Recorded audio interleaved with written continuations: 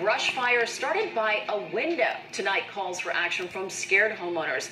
It's a new and, yes, frightening development in a WRAL investigation that already prompted a change in the state building code. Tonight, 5 on your side's Monica La Liberty is here with the video that significantly raises the level of concern. Monica. This is something. 4 fires in a week at one home, 2 at another right here in North Carolina. We've learned of another fire in Boston, all believed to be started by what are called low-E glass windows.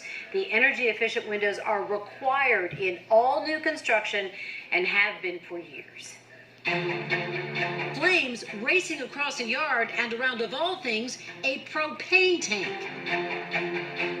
The homeowner's security cameras recorded it all. First, you see the smoke in this time lapse, then the growing flames. They spread for at least 20 minutes before help arrived. A landscape crew working nearby tried to trample the flames that surrounded the propane. My legs were shaking. My neighbors were shaking. Adding to her fear, that day, investigators told Nancy Monda it appeared the fire at her Davie County home was possibly arson. 2 days later, another fire in the same location. Investigators poked around. One suddenly felt a clue. And I want to say it went across their forehead because it'll hit right here and ouch. It was the sunlight reflected from the neighbor's brand new energy-efficient low-E window. The firefighter's report describes the reflection as so intense you couldn't hold your hand in it for more than 30 seconds before it felt like it was burning. Dead tree from yesterday, smoking again. This smoldering mulch is at another home. It was, the burning bush. Patrick Heinzelman recorded it a day after the sun's reflection from this window in his own house ignited his yard. And it literally was in flames.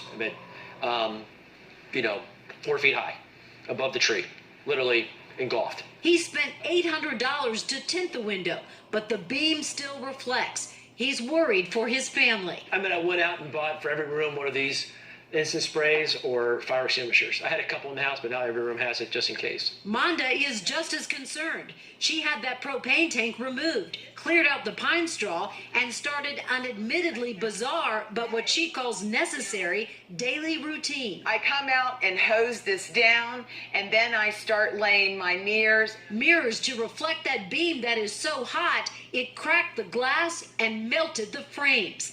Not very sightly, but I'm desperate at this point. We've reported on the issue for years. Reflections are strongest from south-facing windows in late fall, winter, and early spring when the sun is at a low angle. And it was pretty unbelievable. Beams melted plastic on cars and vinyl siding on homes, state, and nationwide. After our investigation, the North Carolina Building Code was changed to allow builders to swap out problem windows. Wow. We took the video of the burning yards to our state's top fire safety expert. Get away from the propane tank. That's scary. North Carolina Insurance Commissioner and Fire Marshal Mike Causey. We're concerned from a fire safety standpoint, but there's just a lot of variables a lot of questions we need to have answers before we could make recommendations. Causey questioned whether the building and glass industry could make changes to prevent the dangerous rays.